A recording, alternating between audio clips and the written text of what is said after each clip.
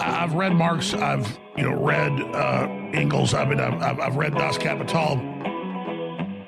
The world is run by Trotskyists. Hardcore Trotskyists.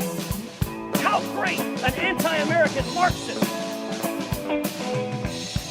They're controlled by Trotskyists, as you put it, and these are the most evil, sick human beings on the face of the planet.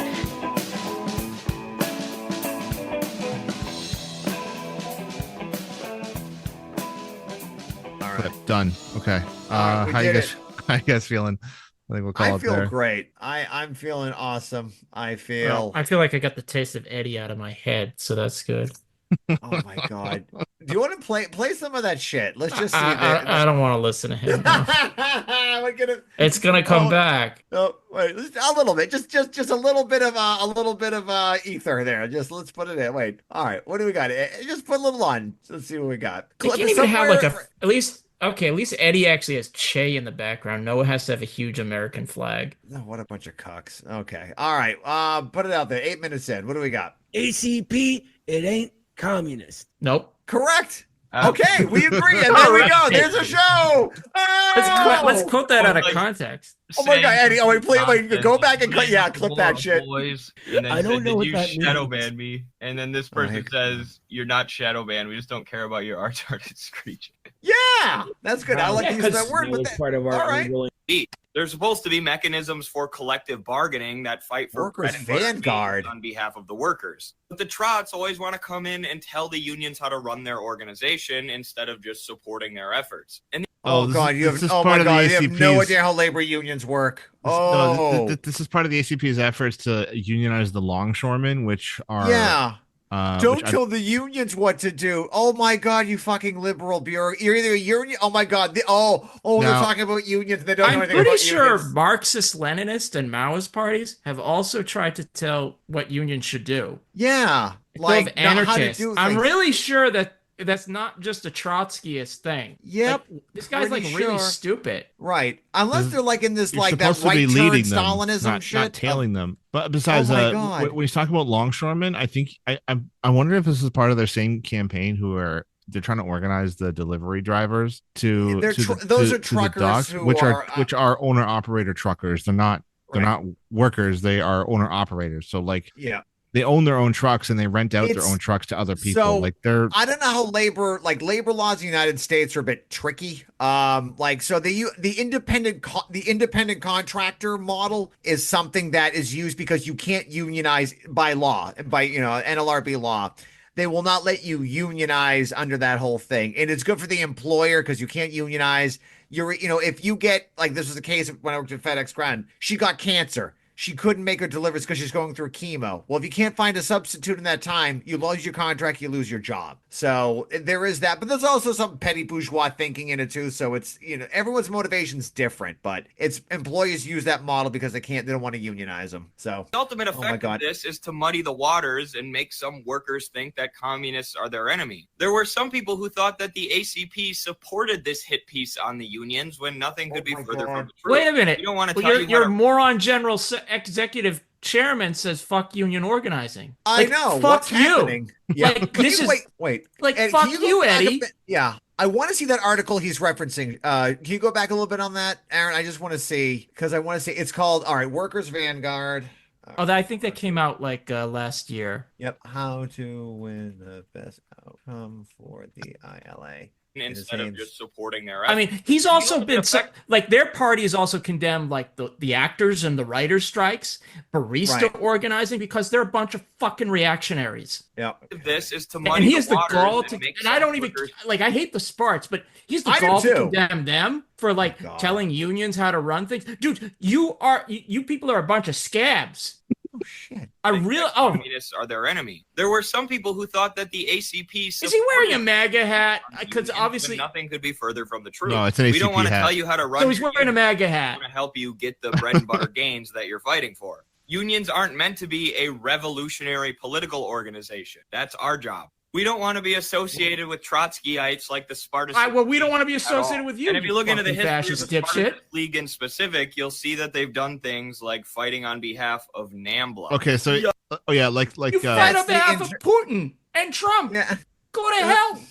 And Dugan. And also, that's the split up from the workers. Now with the conflating, but yeah, I know the Sparts, the internationalists have that weird thing on it. But they both support that actually. Oh, they do. Okay. Yeah, they. I was gonna say, find me a single trot in the U.S. that takes the Sparts seriously. Like, no shit. Like, you're gonna go after Trotskyists and you pick on the Sparts. Like, come on, man. Yep. Dykes. Go ahead and give that a goog if you don't know what it is. So yeah, I'm just making this video to dispel the confusion and say that the ACP stands with the International Longshoremen's Association. We have nothing to do with these. You stand with the bosses. You always have. About the striking workers. Yep.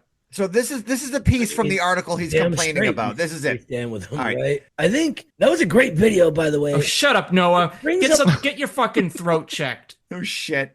This is the article he's complaining about from the Sparts. Quote, the union could have won real gains on every disputed issue, crucially including union control of automation, and put itself in a strong position to defend those gains from future attack. But the ILA leadership had other ideas and is now praising the announced settlement as a quote landmark agreement, when in fact it is far from the best outcome from the ILA. Is that really that bad, Eddie Liger? No, Did you actually read the article? Yeah, you're right. The communist Trotskyist group you're talking about saying they should have had worker control over things. Here's the thing, like none of those demands are bad. The problem is the Sparts have all the subtlety and nuance of a sledgehammer. No shit. Like they're just jerks. Yeah. But abstractly, yes, that's fine. Yeah. My God, the ILA he just wants to it's typical freaking economism. They want to tail the most backward reactionary stuff because, well, they're the Midwestern Mussolini. They're the American anti-communist party. Yeah, yeah. God, I mean, this is someone who has no idea that, like, you're supposed to attack the union bureaucracy because 99% of the time the union bureaucracy is fucking up. Like, there's like some like the United Electrical Workers who didn't purge their there's always leadership. You can find exceptions, but it's they were complicit in like American imperialism going back to the 40s. It's like, it's not subtle. Yep. And that's not something we are going to tolerate. You know what? We are going to say, you know what? Don't support imperialism. Don't support the Democratic Party. Don't support these sellout negotiations. And you know what? That's not unique to Trotskyists. Every like group, Maoists, Marxists, Leninists, and anarchists have all done stuff like that. And I don't think there's anything in principle wrong with it. Eddie's just an idiot who's been hit in the head too many times. Oh shit. All right. Hit us with something here. Just any random time. They can continually attack, and you can't go, whoa, slow down, buddy. Like, actually explain what you mean by this. Right. And I think that's literally all of them. Oh, I see you got the ice pick, you fucking. Oh, wow. There's a fresh joke for you. You know, wow. I don't know. It seems this timing is too coincidental, and I would just love to ask them why. Wait, okay, this is the on-screen comment. Legit. Doug, maybe you could answer this one. Legit. What was Trotsky's role as commander of the Red Army? Was he even a general? Yes, he was a fucking general. Yeah, he actually organized the Red Army. I don't know. Read a book that wasn't written by militarily won the war. Oh my God. There wouldn't have been a Soviet Union if he hadn't actually done that. Yeah. You know, like seriously, read a book that's not written by Grover Furr, and you should actually come out. There's a reason why the bourgeois press called the Soviet government the government of Lenin and Trotsky, because you needed both of them. And Lenin and Trotsky don't actually have to be a Trotskyist to recognize that, although that's a good thing. You should be that. I mean, like, Lenin and Trotsky's role in the revolution were so ubiquitous and so intertwined that there were peasants in the countryside that thought they were the same person. Yeah. And do you know how many times Stalin is mentioned in the book 10 Days That Shook the World? Two? Twice. Two times. One Russian historian, he was a Menshevik, he wrote on 1917, and he described Stalin in 1917 as the gray blur. He was there, but he's not that important. Right. Yeah. Anyway, I think in the February Revolution, like, he was there a little. He played because he wasn't. I think he was there for that, right? Like, he was one of the first Bolshevik leaders who was freed from Siberia, ended up back where he supported the provisional government and the war until Lenin came back. So I'm curious to see how they answer this question. Legit, what was Trotsky's role? I'm curious because they can't. Why do they feel comfortable using communist symbols if they know on some level they don't get Marxism? Why? That's what I ask about you, you asshole. That's exactly what I would ask you. Irresponsible as to say something with confidence. Move on. Absolutely. Here, I don't know what's going on. Just do you have any self-awareness? Oh, you don't know what's going on. Okay, he's general. All I know. Here we go. People know that my Soviet history is not as good as it should be. I understand China much better. That's a very nice way to put it. Republics in the global south. Because history, huh? when I was a young Marxist, I was like, no, the Soviet Union's too big and powerful. I have to study. No, you're allowed to say I don't know. That's a perfectly valid answer. There's a Mao quote that I like to use because Mao was very pithy. Whatever else you said about it, no investigation, no right to speak. Shut your trap, Eddie. You are a fucking moron, and you could read a book before you spout off this Grover Fur nonsense that was disproved 80 years ago. I actually have history to count, and I've actually written 2 books on this shit, and it really pisses me off, and I'm not going to be able to get to sleep because of this fucking dipshit. Maybe that's why I've got this like vendetta against Trotsky now as I learn more about it.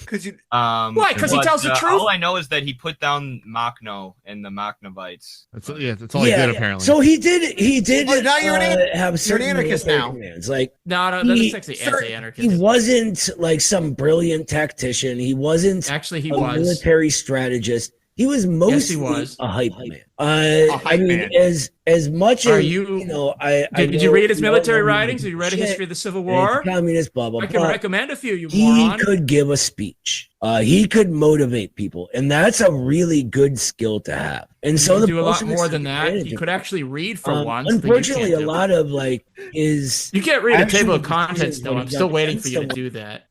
I really hate. He was a hype people. man. My God, so he was a hype man. He wasn't a military general, and he just gave a good speech or two. Trotsky was like the very definition of a Renaissance man. He was a historian. He was a public speaker. He was a theorist. He was a philosopher. He was a general. And I'm sorry that it goes against your moronic Stalinist narrative that the truth hurts and that you get mad at Trotsky because he tells you the truth. Yep. But you know what? Most people, even if they're not Trotskyists, recognize that role. And I'm sorry that you want to follow a moronic Georgian seminarian who couldn't write out of his asshole. Or you want to follow the worst Muppet on Sesame Street. You people are so dumb. So freaking, your head is full of rocks and you're shitting out all the crap that Haas says and you think it's some new synthesis. You know, at least Bob Avakian doesn't support Alexander Dugin. I mean, you people, he doesn't think the U.S. is socialist either, but you people are so dumb. God, I fucking hate them. I mean, just to get through the comments on here on our Twitch stream, Cupcake Star here says, Stalin also carried out the biggest bank robberies to help the Bolshevik Revolution. Very true. That's true. I will give him credit for that. He wrote a book on the national question. You should actually read it. National question, very much worth reading. He could have died a bank robber. You know what? If Stalin had died in 1916, we probably would have remembered him fondly, if he's remembered at all, to tell you the truth. Like, I'm not going to point out like he's this great satanic figure. I don't want to use that language, but Stalin and his Stalinism is counter-revolutionary at the end of the day.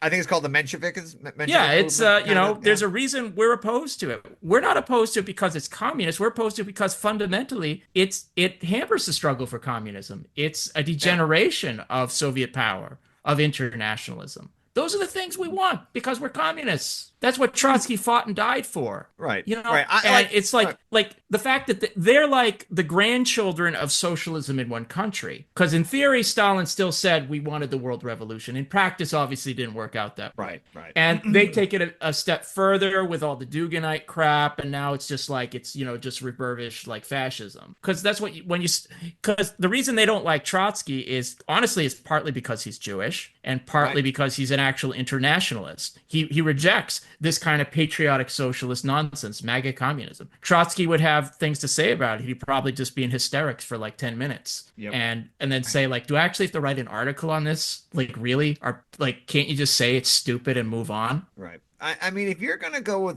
put a sickle and hammer in your Midwestern Marx Institute, maybe understand the history of the Russian Revolution a little bit better, like I don't think we would have started this podcast if we weren't more familiar with revolutions, especially the people, all of us here, we've either We all have been in organizations. We've all done the reading. And I am a very hardcore orthotrot, but I will give due to Marxist, Leninists, or Maoists, or even anarchists and social democrats if they've written or done something useful. There are books on various subjects where the best book, in my opinion, is written by a Maoist or an anarchist or a Marxist-Leninist, not a Trotsky. One of the best labor books, Labor's Giant Step Forward, was written by a Stalinist. No, that's actually a Trotskyist book. Oh, I thought he was a Stalin. Oh, okay. Oh, wait, I'm sorry. Are you talking about Art Prius? Yeah, I think that's was it. Labor's. Wait, there was another. There was okay. There was. Hold on. Let me get the link for you because this is the book I'm thinking of. Labor's Giant Step Forward, but there's another one maybe I'm not thinking of. All right, maybe that was it. But it was almost like, oh, this is a Stalinist, but it was good. Hold on. And also, is it called Labor's Giant Step: First 20 Years of the CIO? Yeah, that's a Trotskyist book.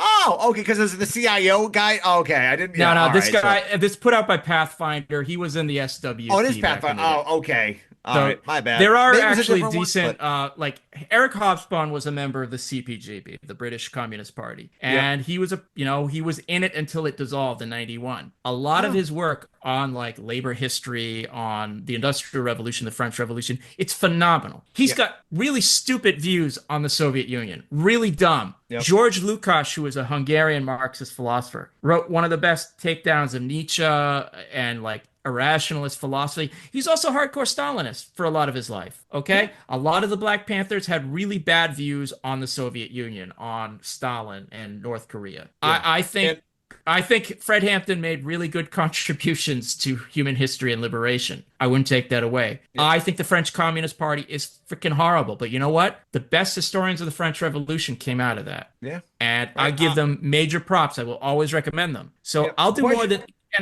I've done the reading on these people. I've read all of Mao's selected works. I've tried to read all of Stalin's major works. And I don't think it holds up to Trotsky at all, or Lenin. Yep. All right, got a comment from the General Plazo here in the comments here. And Doug, I know you might know a little thing or two about Stalin. From what I read, Stalin had a fairly big role in counterintelligence and counter-revolutionary efforts both during and after the revolution. His skill was killing, literally and figuratively, forces trying to sabotage the USSR. What do you think?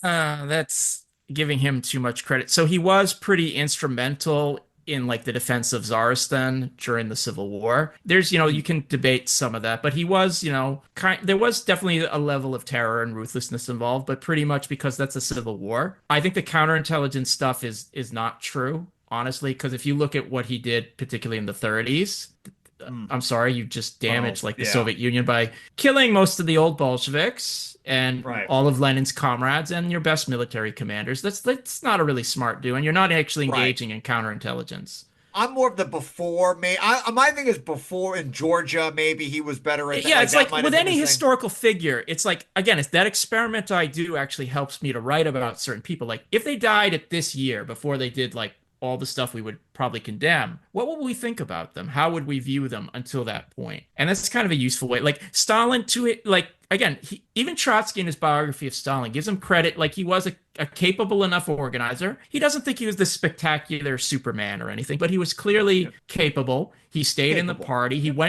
was imprisoned in Siberia, I believe, 4 times. So it's not like he was a slouch. And he could, he was a capable enough agitator and propagandist. It's not standout. It's not like reading Lenin, but it's, he was this on the ground guy. We can acknowledge that. But it's also, at a certain level, it's not about Stalin as a person, even if we don't like him in power. It's also about the system that kind of emerges in those conditions. Right. He just happens to be the representative about it. And there's a quote by Trotsky I've always liked, where he said in 1924, if Stalin knew where his struggle with the opposition would lead, he would probably be horrified at himself in like 10 years. And I think that's actually very telling because, again, Trotsky had every reason to like really, really rip into Stalin in that. And he's saying like, listen, he wasn't just like some demonic guy who was like born like to do evil and twirl his mustache. Like material conditions made Stalin into Stalin, something we have to recognize, because you can say like, okay, he was beaten by his father, he had a tough upbringing. And that's certainly true. Mm-hmm. But most people who are beaten by their fathers or have a tough upbringing, they don't end up leading bureaucratic counter-revolutions. Not typically. No.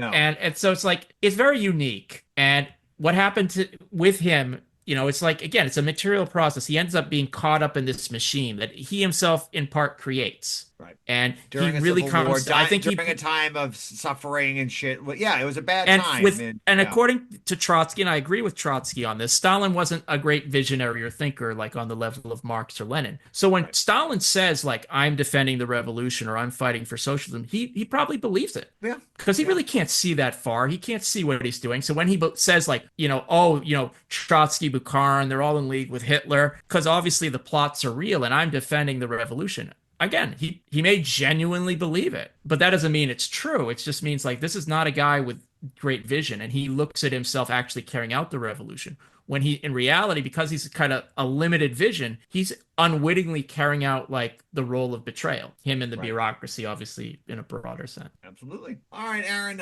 want to hit us with something else? Or that's our okay. Let's see. Well, we're doing a part 2. This could be our part 2 during the Civil War. Were to just be as bloody as possible.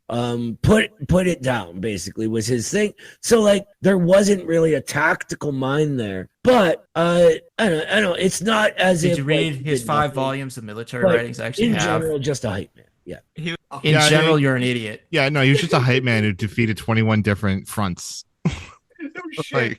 To 18 different capitalist countries and like he clearly isn't a military led charges with himself. Like I'm going to lead the armored train. I'm going to go in first, and you guys go behind me. Like he was part of the military plans. Like clearly Trotsky is not a genius like Napoleon at warfare, but this idea that he doesn't have any talent at this, like you got to be really stupid to say that. Like he won. At the end of the day, he won.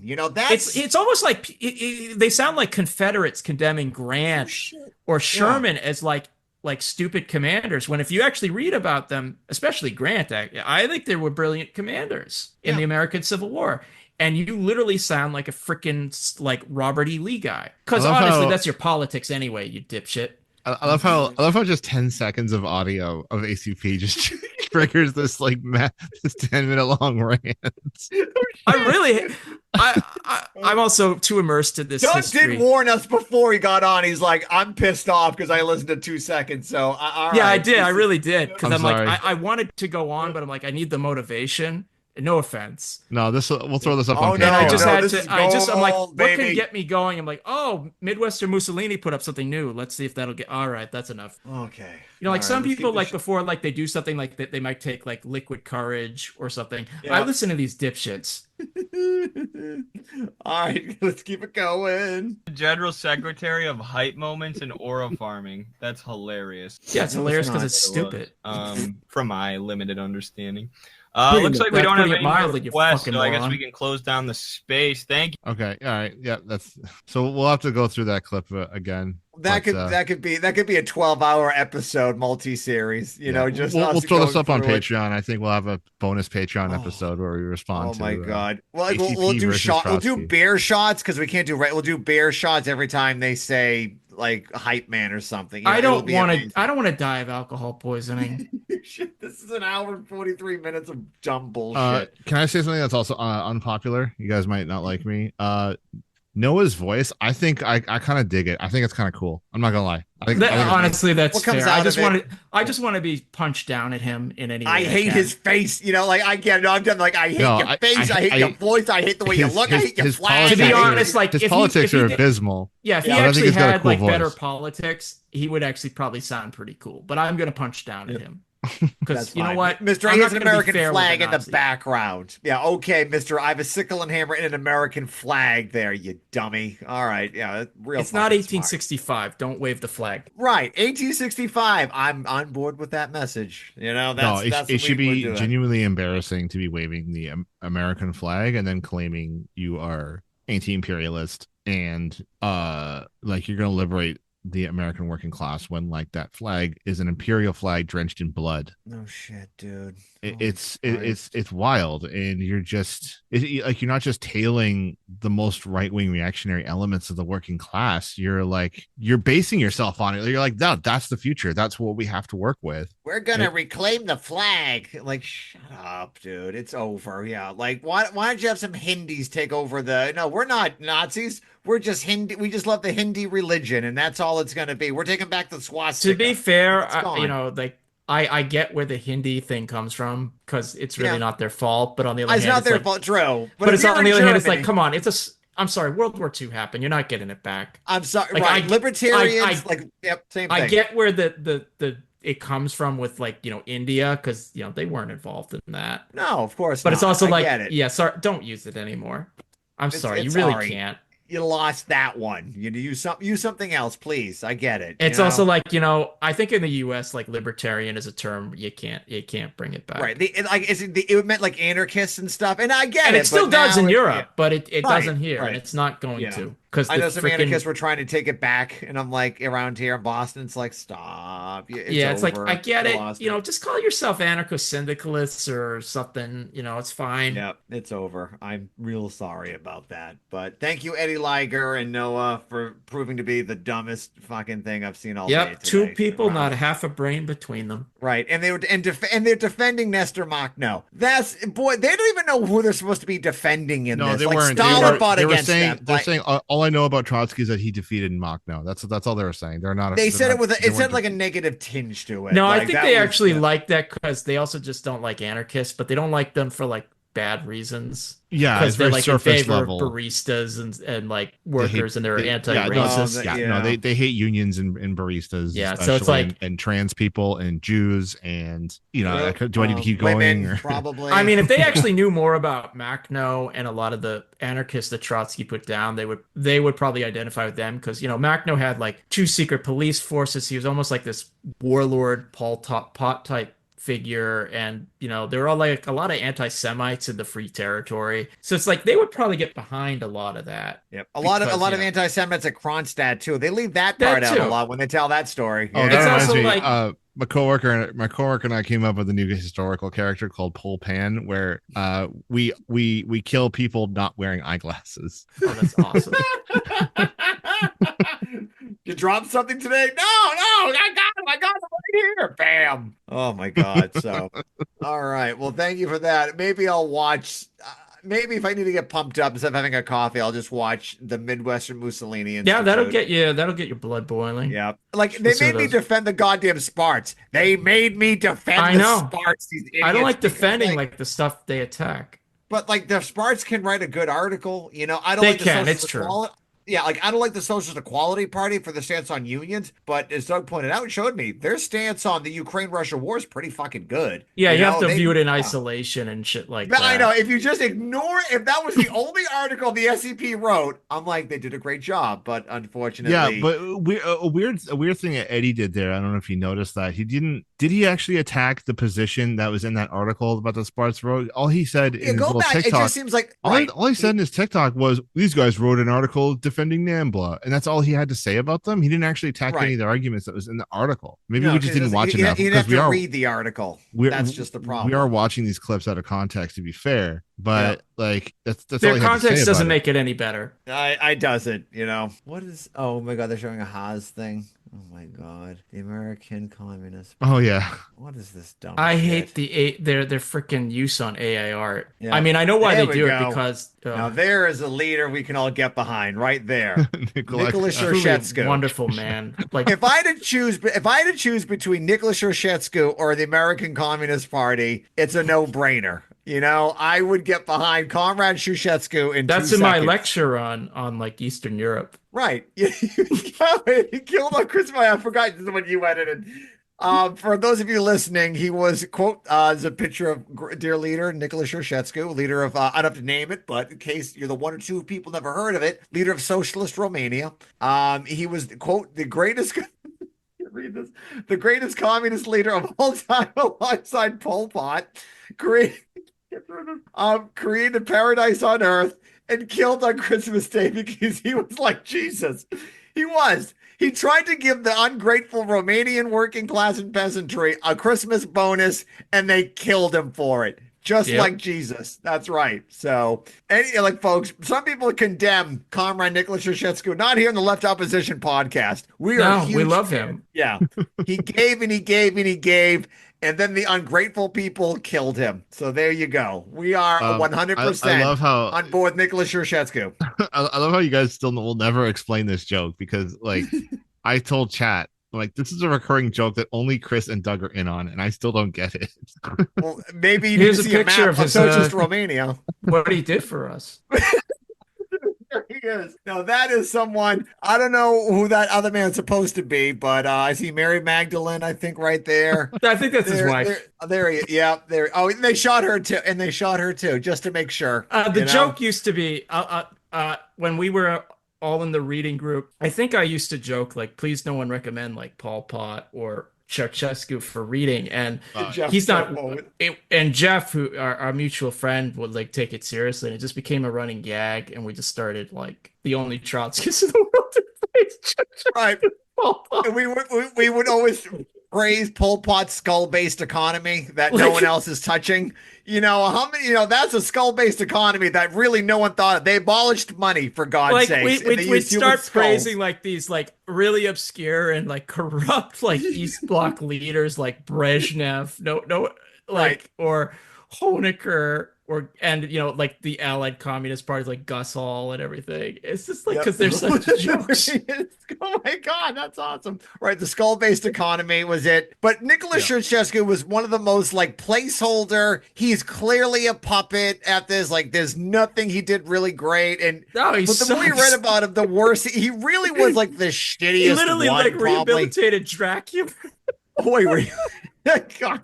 Right. This was just he basically was like a third positionist, or as close as you can in like that type of environment. Yep. And it was just like his regime was like had like the worst like abortion laws in Eastern Europe, like really corrupt. The secret police was everything. They used to pay people to clap for him. Yeah, that was a joke. Like the first person to stop clapping gets shot. Kind of. And joke. That actually was more true of him than Stalin, I'd actually say. Right. So it's like everything the West says about like North Korea. Basically, this guy started. It was. I would say, pretty much. His wife took a lot of credit for shit too. She was a scientist. Like she had like all these degrees and everything. And his last speech, again, the people were paid to like be there and clap. And I made this meme from like what is it? Oh my God, that one. Yep. That's like probably one of my all-time favorite memes. It really is the best thing. And like his downfall happened on live TV, which was for 1989. It was pretty brutal. And this is actually this is sort of a joke, but I actually do mean it seriously. Like, there's a large swath of people in Romania who think like life was better under Ceausescu than the restoration of capitalism. It's almost like proof to me at a certain level, like, yes, the deformed worker state was better than capitalism. That's is as shitty as Ceausescu was. Capitalism is. Yeah. So, and I actually, and this is not a joke, but I actually have one of his selected works that was translated into English, and I use it as a coaster and a fly swatter. Just like Comrade Ceausescu would want. Like, it's unreadable crap, but someone was actually paid to translate that from Romanian into English. This was during the pandemic when we had like the lockdown. We had nothing to do except talk about, like, we just spent hours just making up all these long stories about Comrade Ceausescu and Pol Pot. And then once in a while, like, people wouldn't get it. I'm like, how's it going? I'm like, yeah, this is a good study group. We're multi-tendency. I mean, we even have a Pol Potist in the group. So, and the guy's like, wait, are you serious? I'm like, no, and he's like, oh, about the Pol Potist? I'm like, for a second, I'm like, I could have a lot of fun with this. And I'm like, no. But I could have been like, yeah, just don't talk about it. He'll probably bring it up. Just go play along with it, because he's kind of a nice guy. But, we think he's a good organizer, but he's really strict about don't wear glasses. I could have been fun. Yeah, I mean, I'm already dead for the revolution, but I'm willing to make that sacrifice. There we go. I've always loved this article whenever you guys bring up the skull-based economy, because the Onion wrote about this in the 90s. This article. That's awesome. 1976. Oh my God. No shit. What? I thought someone made a joke article about this, the skull-based economy. No, this is the Onion. It is a joke article. Oh, okay. No, because someone sent it to me in a meeting about Pol Pot skull-based. I thought he just made it up, and I was just stealing his joke. It's so well written. Cambodian dictator Pol Pot announced Saturday that his nation will soon replace the riel, its longtime unit of currency, with the human skull. Paper money and metal coins are a waste of our country's precious, limited natural resources, Pot said. But skulls are plentiful as the countryside is littered with them. Pot said the switch to a skull-based economy makes sense for political reasons as well. The taint of bourgeois reactionary counter-revolution infects the riel, he said, but the blinding whiteness of our country's native head bones are the perfect symbol for the radiant new dawn of Khmer Rouge has brought to Cambodia. The new plan is drawing praise from economists, including Jan van Dijn, chairman of the International Monetary Fund. By establishing a fixed, stable, and plentiful transaction marker, in this case, the millions of bare, vulture-picked crania of massacred innocents strewn across the blood-soaked valley lowlands of Cambodia like ossified rivers from the darkest regions of hell, Pol Pot sends the strong message to overseas investors that Cambodia is open for business, he said. The skull-based economy will go into effect as soon as the country has any goods or services to offer. Oh my God. Do listen to the Blowback podcast about that. That was a good series on the history of that. Also with Pol Pot, like all the joking aside, like the Khmer Rouge was horrible. And we're very glad the Vietnamese like went in there and kicked them out. And it's often forgotten, like it was the Vietnamese who got rid of him. And it was the US and Britain that actually supported him in the 80s against Vietnam. Right. And Pol Pot, like he wasn't a Maoist. Some people say he was. He really wasn't. Even like when he met with Mao, even Mao was like, no, you're he fucking up, dude. Deng China to a certain degree, but he there's no evidence that he was a Maoist. And it's like Maoism at least like promoted some level of like economic development and industrialization. Like they were like literally emptying the cities and like just mass executing people. Yeah. I'm not denying like that bad crap went down under Mao's China, but like as crappy as the Great Leap Forward was, it wasn't like an attempt to actually exterminate people. That was an unintended side effect, and again was a bad policy, but they were like literally working people to death and everything, and like they weren't promoting any sense of international. It was just like this really revanchist like Khmer nationalism, very insular and backward, and also attacking certain ethnic groups within Cambodia. Like they didn't like, I think even Mao was like, if you capture people, don't like, try to win them over, but they're like, no, and you raise a gun against us, we're gonna kill you anyway. Like it was just really bad. That's awesome. Can I please tweet this out? Yeah, go ahead. Yeah, that was obviously stealing from The Simpsons. Yep. We discussed it. That's fucking perfect. Oh my God. But it's like we can like, as critical as we are of like Stalinism or Maoism, I think we can find like progressive things like the Soviet Union or China did. Like getting rid of landlords is pretty good.